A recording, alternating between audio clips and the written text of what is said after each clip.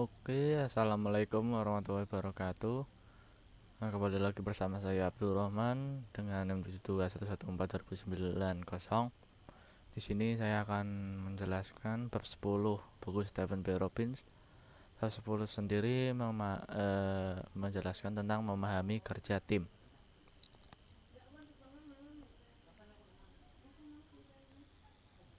Perbedaan antara kelompok dan tim. Di sini kelompok kerja adalah suatu kelompok yang berinteraksi terutama untuk berbagi informasi dan mengambil keputusan untuk membantu setiap anggota kelompok yang bekerja di dalam area tanggung jawabnya. Di sini kelompok kerja tidak memiliki peluang untuk terlibat dalam kerja tim. Tidak terdapat sinergi positif yang dapat menciptakan seluruh level kinerja yang lebih besar daripada jumlah inputnya. Sedangkan untuk tim sendiri, tim kerja adalah suatu kelompok yang memiliki upaya individu yang menghasilkan kinerja yang lebih besar daripada jumlah input individu. Tim kerja diminta untuk menghasilkan gagasan, mengumpulkan sumber daya, atau mengordinasikan logistik, menghasilkan sinergi yang positif melalui upaya yang terorganisasi sehingga akan menghasilkan nilai kerja yang lebih besar daripada jumlah input individu. Lanjut. Yang selanjutnya ada tipe tim. Tipe tim yang pertama yaitu tim kerja yang dikelola sendiri. Kelompok-kelompok yang terdiri atas 10 hingga 15 anggota yang memerlukan tanggung jawab dari supervisor mereka sebelumnya. Selanjutnya ada tim virtual. Tim yang menggunakan teknologi komputer untuk meningkatkan bersama-sama secara fisik para anggotanya tersebar agar mencapai tujuan umum. Yang selanjutnya ada tim pemecah masalah. Kelompok terdiri atas 5 hingga 12 karyawan dari departemen yang sama yang bertemu selama beberapa jam saja setiap minggu untuk membahas cara-cara untuk meningkatkan kualitas, efisiensi, dan lingkungan kerja. Hasilnya ada tim fungsional silang. Di sini para karyawan dari level hierarki yang kira-kira sama lah, tetapi dari area kerja yang berbeda yang datang bersama-sama untuk menyelesaikan suatu tugas. Yang terakhir yang kelima ada sistem multi tim. Suatu pengumpulan dua atau lebih tim yang saling bergantung yang berbagi tujuan dari atasan. Tim yang terdiri atas banyak tim, yaitu ada 5 tipe tim, dimulai dari tim kerja dikelola sendiri, tim virtual, tim pemecah masalah, tim fungsional silang, dan tim multi tim. Lanjut. Selanjutnya ada menciptakan tim-tim yang efektif.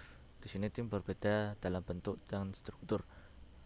Modelnya mengasumsikan kerja tim lebih disukai daripada kerja individu. Di sini berarti kerja tim diasumsikan lebih disukai daripada kerja secara individu, jadi bisa menciptakan tim-tim yang lebih efektif. Lanjut.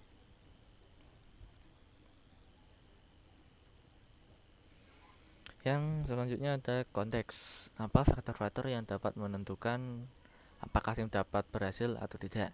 Faktor yang pertama, sumber daya yang memadai. Tim merupakan bagian dari sistem organisasi yang lebih luas dan bergantung pada sumber daya dari luar kelompok untuk melakukan aktivitas. Kelangkaan sumber daya dapat menurunkan kemampuan kerja tim dan tujuan yang akan dicapai. Yang kedua ada kepemimpinan struktur.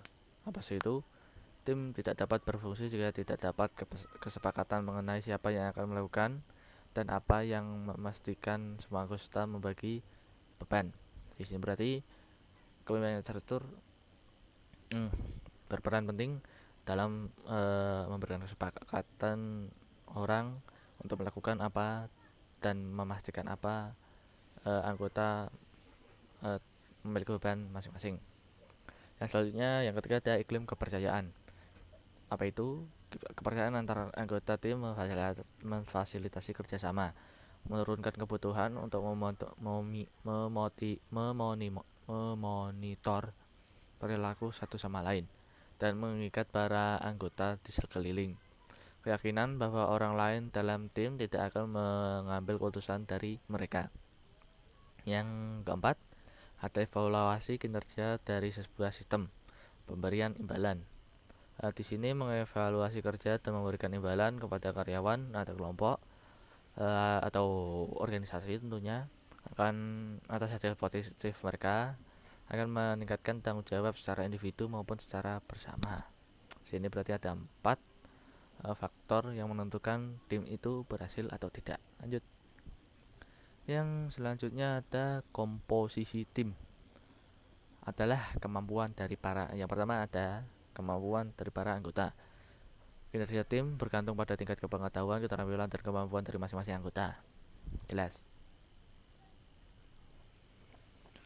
Tim yang memiliki kemampuan yang tinggi akan melakukan tugas yang lebih baik daripada tim yang memiliki kemampuan yang lebih rendah. Itu jelas sekali. Akhirnya ada tim yang memiliki kemampuan lebih tinggi, lebih dapat beradaptasi dan dengan perubahan situasi yang lebih baik. Pemimpin tim yang cerdas dapat membantu anggota tim yang kurang cerdas dalam menyelesaikan pekerjaan. Sudah sangat jelas sekali. Lanjut. Yang selanjutnya, yang kedua, setelah tadi ada yang pertama kemampuan dari para anggota, yang selanjutnya ada kepribadian sendiri dari para anggota. Tim yang memiliki tingkat ketelitian dan keterbukaan terhadap pengalaman lebih tinggi dari level rata-rata cenderung mengerjakan tugas dengan lebih baik dibandingkan dengan tim yang memiliki tingkat ketelitian dan keterbuatan terhadap pengalaman yang lebih rendah.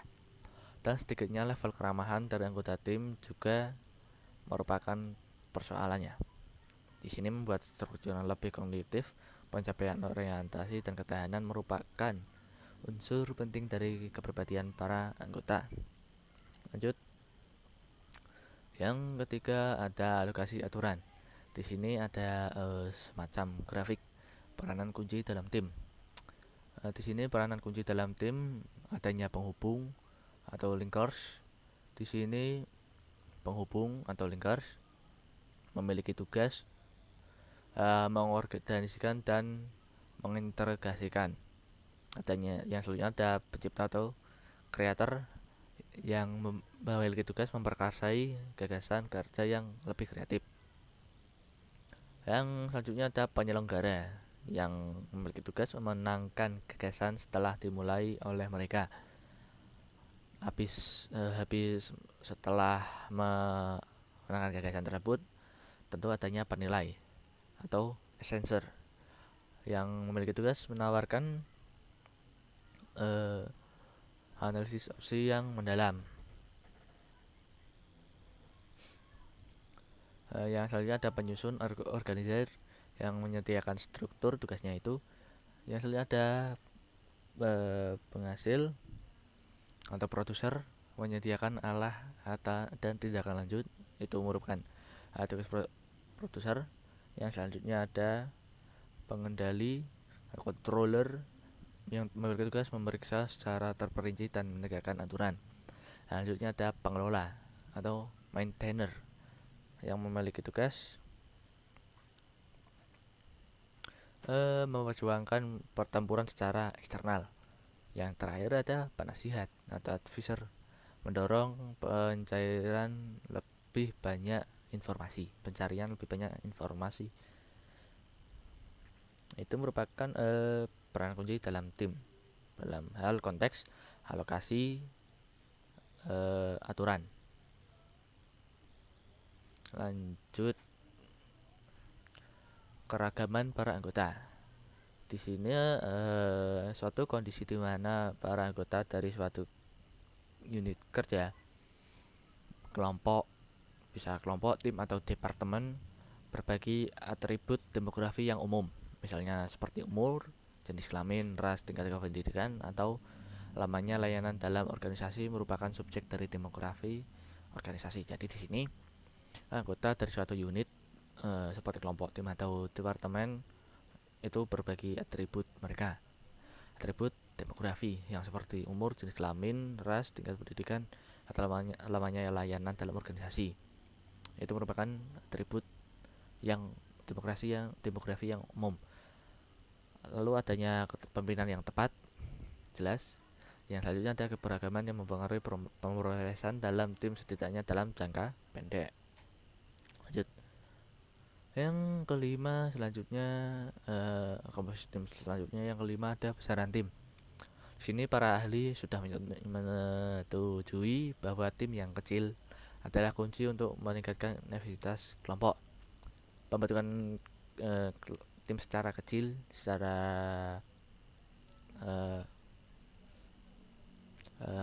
secara lingkup yang lebih kecil dari kelompok yang keseluruhan akan meningkatkan efektivitas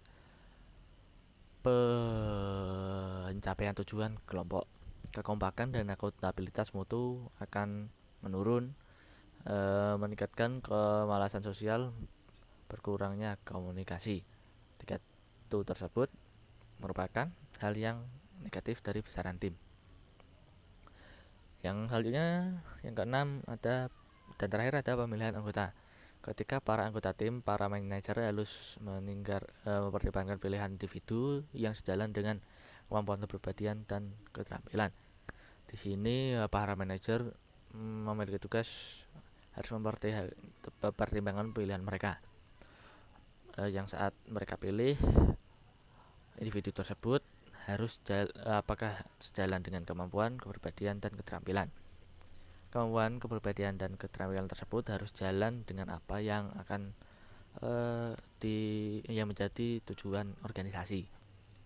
Tim-tim yang memiliki kinerja yang lebih tinggi jelas cenderung terdiri atas orang-orang yang lebih memilih bekerja sebagai bagian dari suatu kelompok dibanding bekerja sebagai seorang individu. Yang selanjutnya ada proses tim. Yang pertama, secara rencana dan tujuan umum. Tim-tim efektif mulai menganalisis misi dari tim, membangun tujuan-tujuan untuk mencapai tim tersebut, dan menciptakan strategi untuk mencapai tujuan. Tujuan spesifik, memiliki komunitas yang jelas, membantu tim mempertahankan fokus yang pada perolehan hasil. Keberhasilan tim-tim yang memiliki efektivitas kepercayaan dalam diri mereka sendiri dapat sendiri bahwa mereka akan berhasil, sehingga kepercayaan tersebut akan memotivasi mereka untuk bekerja yang lebih keras. Selanjutnya ada mental model. Pengetahuan dan keyakinan para anggota tim mengenai bagaimana pekerjaan dapat dihasilkan secara tim. Yang selanjutnya ada level konflik. Hubungan konflik adalah hal-hal yang dihasilkan pada ketidakcocokan interpersonal, tekanan, dan kebencian terhadap organisasi, terhadap orang lain. Konflik tugas adalah ketika tim-tim melakukan aktivitas yang tidak rutin, kesepakatan mengenai konten tugas. Cara penyelesaiannya dengan membuat perbedaan tersebut menjadi efektif. Kemalasan sosial. Para individu dapat terlibat dalam kemalasan sosial dan terdapat upaya kelompok ketika kontribusi tertentu mereka tidak dapat didefinisikan. Selanjutnya ada mengubah individu menjadi pemain tim.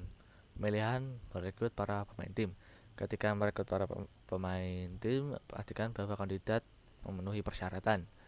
Pelatihan menciptakan para pemain tim. Para ahli penelitian melakukan latihan untuk memberikan para pekerja untuk mengalami keputusan yang memberikan melalui kerja tim. Pemberian imbalan menjadikan inisiasi agar menjadi seorang pemain tim yang baik.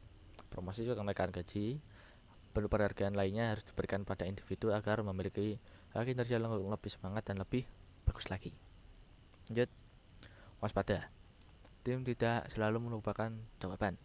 Sebelum terburu-buru untuk mengimplementasikan tim, berhati-hatilah dalam menilai apakah pekerjaan tersebut memerlukan atau memperoleh manfaat dari usaha secara kolektif atau tidak. Di sini pekerjaan itu lebih baik dilakukan lebih dari satu orang atau dilakukan secara perseorangan. Apakah pekerjaan akan menciptakan tujuan umum atau menciptakan tujuan bagi orang-orang di dalam kelompok yang lebih banyak daripada tujuan individu secara keseluruhan? Menentukan apakah para anggota kelompok saling bergantung atau tidak. Itulah materi dari saya hari ini tentang bab 10. Sekiranya kalau ada kekurangan saya mohon maaf. Assalamualaikum warahmatullahi